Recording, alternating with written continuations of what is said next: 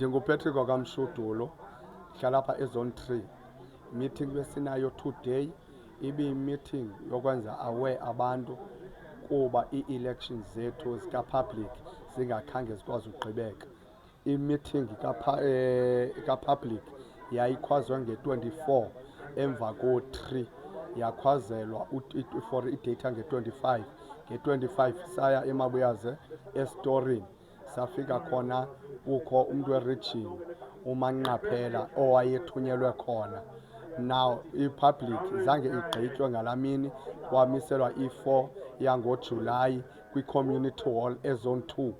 Now sadibana sexhonye ipost ethi nge-1st esitorini, of which kwabhrijwa ii-procedures okanye kwabhrijwa isigqibo esasibekiwe okokuba ngaba nge-4 kufuneka kwi-community hall. Saya khona ndabiza uSAPS wamapolisa waseWickley C, ndabiza noPops waseQueenstown kuba ndifuna kwenzeke peacefully yonke into, kungabikho phalalo lwegazi. Yabe iWard 23 isithi ixolele nantoni na iyovingca eMabuyaze, akukho mnyaka uzawubekwa ngoba bekugqitywe okokuba ngaba nge-4 kaJulayi uzawuba seholweni, of which ke ndambhalela uManqaphela okokuba ngaba sibona le nto ingaba kwenzeka ntoni na, ndicela asiphe iiklu. Wathi uManqaphela mandiye kunobhala weward. Ndathatha uMr Hoko sotsho kuMr Zitasi, wathi xa esithethayo thina asiyazi ANC, siba siyayazi and ekugqibeleni kuzawugqibela bona. Now le nto bayenzayo bayenza ngokwabo kwaye izophumelela ngohlobo bayifuna ngalo. Wathi athi xa ethetha wathi noba intloko egusha ayityiwa ekhaya ndingekho, izawutyiwa kule game. Ndathula, I'm surprised i-respond yakhe. Ndabiza ke uPops waseKomani, ndabiza kunye ne-SAPS waseWickley C. Yahanja ke sewutsho eMabuyaze, safika khona kugcwele ngabahlali bakaWard 23 enenasenyanisweni kuphethwe nezikhali, ubonisa ukuthi ayizupasa le nto iza kwenziwa kumnyaka. Yasitothwa ke nguPops waseKomani. Savumelana indim, nguMr Hoko, inguMr Mnyaka, inguMr Zitasi, thina abantu babecommunicator kunye noMastish waseWickley C kunye noPops. Savumelana into yoba iyachithwa ngoku, we are waiting i-region no-national kuba bohlulekile to this area to lead le nto.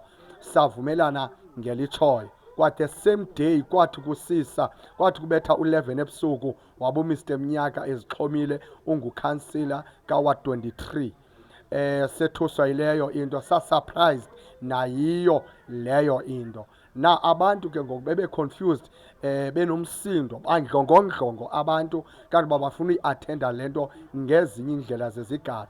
Ndibize i-meeting ke namhlanje ngale date apha kwi-community hall after bendifakile isicelo kwamasipala. We are surprised even there xa sifika eholweni, iholo asivunyelwa ngalo le community hall lakwamasipala lasezone 2 likaWard 23. Still there, I don't have the problem. Sabamba i-meeting ngaphandle. Eyona njongo yam ebangela uba ndibize abantu okokuba ngaba ndiba-alert baba-aware ukuthi njenga siaphilile kuNgcuka Ithobi, siaphilile kuPhumzile, siaphilile kuRegion, silindele ii-results ze-appeal. Ndizothoba umsindo wabahlali bakwaWard 23 ngoba uhlokomo olukhulu lukhona for abantu bakaWard 23. Banomsindo, bathi umnyaka akazuphinda aphathe apha, ngaske yenzeke eyenzekayo. So I know the history of my ward. I know liyaphalala igazi apha, iyatshisa imizi yabantu apha, ziyatshisa imoto zabantu apha. I'm standing to fight the dignity of the ANC.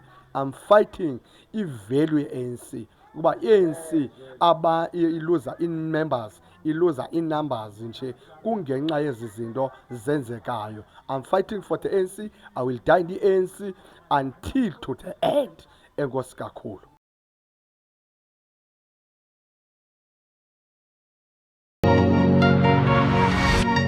Whittlesea TV, the pride of Whittlesea.